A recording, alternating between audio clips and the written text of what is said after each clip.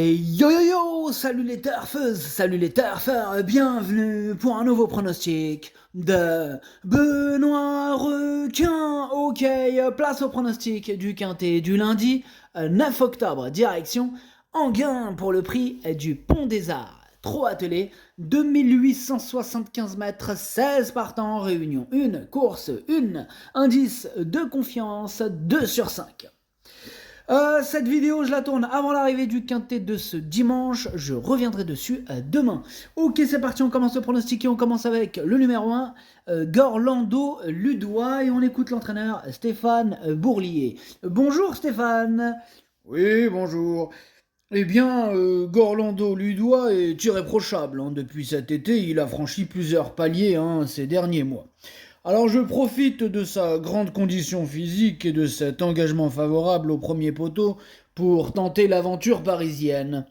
Bon, c'est vrai qu'il y a de sérieux clients au deuxième échelon, mais il n'est pas incapable d'accrocher la cinquième, hein, voire la quatrième place. Ok, merci Stéphane. Alors, moi, ce numéro 1, en revanche, je ne l'ai pas retenu, mais c'est quand même lui le chef et le capitaine de ma petite liste des possibles casseurs de tickets repérés, et on va donc lui accorder une belle note de méfiance. On enchaîne avec le numéro 2, Gucci de Barbe, et on écoute Philippe Dojard. Bonjour Philippe. Oui, bonjour. Gucci de Barbe, il découvre un bon engagement en tête, hein, sans les jeunes, ce qui m'incite à le présenter ici. Il monte de catégorie et affronte des adversaires de qualité, mais il est en forme. J'ai envie de me faire une idée de ses capacités à ce niveau. Il a fait ses preuves à Enghien. Je l'estime compétitif pour terminer à l'arrivée. Ok, merci Philippe pour ce petit commentaire. Alors, moi ce numéro 2, lui, je l'ai retenu en toute fin de combinaison, mais quand même, je l'ai gardé. On passe au numéro 3, Eros du Brice, et on écoute Denis Torel. Bonjour Denis. Oui, bonjour. Alors, Eros Dubris, il vient de bien se comporter à plusieurs reprises, hein, dans le rang des amateurs. Bon, sa dernière course au Mont-Saint-Michel lui a fait du bien. Il n'a évidemment aucune marge à ce niveau, hein, mais je profite de sa forme et de cet engagement favorable, hein, pour tenter l'aventure parisienne. Je vais le munir d'un bonnet fermé pour la première fois, bon, en espérant que cela lui permette d'accrocher une petite place.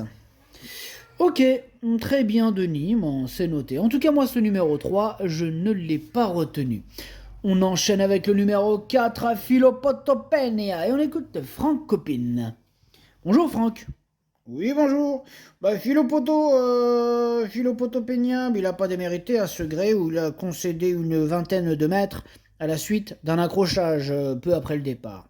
Bon, dans ces conditions, il réalise une assez bonne sortie, hein. Je l'avais fait souffler un peu début septembre, il est sur la montante.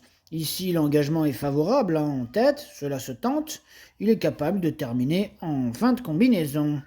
D'accord, merci Franck. Pareil que pour le numéro 3, ce numéro 4, je ne l'ai pas retenu non plus. Mais la différence avec le précédent cité, c'est que lui, il est quand même à l'arrière de ma petite liste des possibles troubles faits de méfiance. On passe au numéro 5, Figaro Gemma. Et on écoute Mathieu Varin. Bonjour Mathieu. Oui, bonjour.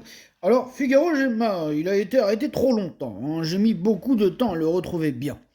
Je le sentais revenir à un bon niveau avant sa dernière sortie en amateur. Cela s'est confirmé en piste, hein. Il retrouve ses sensations au bon moment. Aussi, je le plaque devant cette fois. Il est bien placé, en tête. Il a besoin d'une bonne course, mais il a sa place sur le podium. Sur le podium. Très intéressant Mathieu, sur le podium. Alors du coup, moi ce numéro 5, je ne l'ai pas retenu, mais c'est lui mon gros regret et c'est lui mon cheval de complément en cas de non partant. Attention, possible cassage en vue. On enchaîne avec le numéro 6, Éclat de Liton, et on écoute David Benchetrit. Bonjour David. Bonjour. Éclat de Liton. Bon alors, qu'est-ce que je vais te dire? Il n'avait pas de ressources, hein, dans la phase finale, à dosuler. Il n'a aussi pas apprécié ce petit anneau. Il faut pas tenir compte de cette sortie précédemment. Il courait bien, à Enghien. Il est bien placé au premier échelon. Il évolue dans sa catégorie, sans les 6 ans. J'attends un rachat et je compte le voir terminer parmi les 5 premiers, t'as vu? Ok, donc comment dirais-je, David, tu es plutôt confiant, hein. Écoute, Benoît, écoute. Comment il s'appelle, mon cheval? Comment il s'appelle? Bah, il s'appelle Éclat de Liton. Éclat, voilà, mon cheval s'appelle Éclat, on va tous les éclater, tu comprends ou pas? Ah ouais, carrément, tu te sens vraiment chaud à ce point-là. Non, je rigole, on va peut-être pas tous les éclater, mais la place, on est dans le quintet, tu vois ce que je veux dire ou quoi? J'ai compris, il y a quand même de la confiance, hein. Tu comptes terminer dans le quintet, David. Voilà, on se déplace pas pour les champignons, hein, on vient pour rentrer dans le quintet. D'accord, ça marche, David. Bon, bah c'est noté. Moi, ce numéro 6, il me plaît bien, je l'ai gardé, mais plutôt en bout de combinaison. Alors, on passe au numéro 7, Gédéon d'Herpette, et on écoute Mathieu Varin. Mathieu, encore à toi. Oui, alors Gédéon d'Herpette, il a été acquis à l'issue de sa dernière sortie au Monté. J'ai essayé de lui redonner du moral à la mer.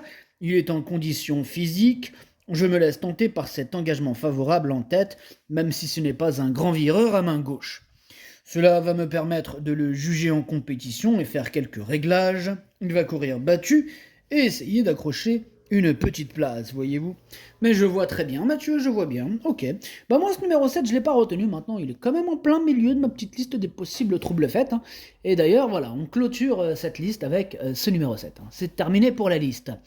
On enchaîne avec le numéro 8, GTI du Noyer. Et on écoute Philippe Daujard. Bonjour Philippe. Oui, bonjour. Alors, GTI du Noyer, il a très bien travaillé au premier semestre. Il a bénéficié d'un petit break cet été. Il rendait la distance lors de sa rentrée, lors de sa dernière sortie qui lui était nécessaire. Bon, il devrait courir en amélioration. Il est un peu dépendant du déroulement de course. Bon, avec un parcours limpide, il peut participer à l'arrivée au premier échelon. Ok, eh bien c'est noté. Bon, moi en tout cas ce numéro 8, je l'ai pas retenu, mais c'est un regret, hein. C'est mon deuxième cheval de complément en cas de non partant, attention. On enchaîne avec le numéro 9, Figov de la Clou, et on écoute Arnaud Desmottes. Bonjour Arnaud. Oui, bonjour. Figave de la Clou, il a effectué une rentrée en août avant de tomber malade, comme la majorité de mon effectif. Bon, ici, c'est une petite rentrée, il va avoir besoin de courir et reprendre le rythme avant d'être compétitif. Ok, donc on peut l'oublier Arnaud, hein, c'est bien ça. Oui, c'est bien ça, oui. D'accord, ok. Bah, moi ce numéro 9, en tout cas, je ne l'ai pas retenu. On passe au numéro 10, Éternel Amour, et on écoute Benoît Valette. Bonjour Benoît. Oui, bonjour. Eh bien, Éternel Amour, il découvre une opposition à sa portée au premier échelon. Il revient vraiment bien, bon. Alors, à Corde de Mai, je savais qu'il manquait encore d'une vraie course. Aussi, je n'ai pas hésité à avancer. Eh bien, il monte toujours en puissance après ce type d'effort. Il sait tout faire dans un parcours. C'est un candidat sérieux à la victoire. Christophe Corbineau s'entend très bien avec lui et donc j'y crois. D'accord, merci Monsieur Valette. Eh bien, ce numéro 10, moi aussi, j'y crois fort, hein. Il fait partie de mes préférés, je l'ai mis à 3e. On passe au numéro 11, on est Jinko Tellois, et on écoute Franck Leblanc. Bonjour Franck. Ouais, bonjour. Jinko Tellois, bon, il s'attaquait à forte partie dernièrement dans l'étape du Grand National du Trot d'Angers, Mais il n'a pas démérité, hein. Maintenant, toutes ses courses précédentes, elles étaient très bonnes. Lundi, il revient dans sa catégorie. Il a prouvé cet été qu'il appréciait particulièrement cette piste. Écoute-moi bien, mon petit requin. Tout semble réuni pour qu'il joue les bons rôles de ce quintet. D'accord, tous les feux sont au vert, Franck, hein, c'est ce que tu veux nous dire. Ben oui, tout est réuni, tous les feux sont au vert, si tu préfères, hein. Évidemment qu'on est chaud, hein. Encore plus chaud que David Benchetrit, avec son numéro 6. D'accord, donc t'es encore plus chaud que David Benchetrit. Mais tu le connais, David? Oui, mais bon, là n'est pas la question. C'est vrai. Enfin bref, moi ce numéro 11, il me plaît beaucoup et je l'ai mis à 2e. On passe au numéro 12, Gilles Mou. On écoute Daniel Delaroche. Bonjour Daniel. Oui, bonjour. Alors, Gilles Moore, il a dû faire 2 relais lors de son retour à Vincennes le 24 septembre. Il a des gains désormais et il faut le courir à l'économie. Aussi, il ne démérite pas dans ces conditions. Cette course lui aura fait du bien, il est à l'aise à Anguin. Bon, il rend certes la distance, mais il sait démarrer rapidement. Ensuite, il lui faut un déroulement limpide, il est capable de se placer. D'accord, très bien, merci Daniel. Alors, ce numéro 12, du coup, il me plaît bien, et lui, je l'ai mis en 5e position. On enchaîne avec le numéro 13, Fétichatou, on écoute Pierre-Louis de Sonnette. Bonjour Pierre-Louis. Oui, bonjour. Alors, Fétichatou, il effectue une petite rentrée dernièrement à Segré. Il aurait fini plus près, sans des problèmes de trafic. Cette sortie lui a permis de revenir au mieux, l'engagement est correct, même s'il doit rendre la distance. Les chevaux du premier poteau ont 2 fois moins de gains. Il faut désormais lui masquer l'effort avec tous les aléas que cela comporte, mais sa place est dans le quintet. D'accord, ça marche, Pierre-Louis de Sonnette. Eh bien, sachez que moi, ce numéro 13, il me plaît bien, je l'ai mis 6e. On passe au numéro 14, emblème orange, et on n'aura pas les commentaires de l'entraîneur, c'est Junior Guelpa. Lui, clairement, on le connaît bien maintenant. Hein. Voilà, il va nous mettre exactement le contraire de l'émoticône qu'il faut mettre. Tout ça pour nous induire en erreur et nous la mettre profondément où il faut pas. Et oui, donc c'est ça le problème. Ouais. Donc méfiez-vous de ce Junior Guelpa si vous venez d'arriver et que vous découvrez ce personnage haut en couleur. Junior Guelpa, si vous lui faites confiance, vous l'avez dans le baba. Bref, ce numéro 14, je l'ai retenu, je l'ai mis 4e. On passe au numéro 15, Gaz d'Ocagne. On écoute Gilles Curens. Bonjour Gilles. Oui, bonjour. Gaz d'Ocagne, il a très bien couru dernièrement alors qu'il effectuait son retour corde à gauche. Les grands tournants de Vincennes sont sans doute plus faciles à négocier que les courbes d'Anguin. Dans la foulée, il bénéficie d'un engagement idéal, même si ce n'est jamais facile de rendre la distance. Il a encore franchi un palier cet été, il peut gagner s'il ne perd pas trop de temps dans le dernier virage. Ok, c'est noté Gilles. Eh bien, moi, ce numéro 15, c'est tout simplement lui mon préféré, je l'ai bien sûr installé en tête. Et on termine avec le numéro 16, Giant Meloy, on écoute Pierre Belloche. Bonjour Pierre. Oui, bonjour. Alors, Giant Meloy, il a été victime de problèmes de jambes après son très bon meeting d'hiver dernier. Il effectue une rentrée après plus de 8 mois d'absence et n'a jamais réussi à se mettre en évidence à l'attelé. Autant dire qu'il faut l'écarter, voilà. Bon, j'espère qu'il sera prêt pour un bel engagement sous la selle prochainement. Allez, ciao. Salut Pierre Belloche. Bon, vous l'avez compris, rentrée, c'est sa spécialité, c'est le trop monté.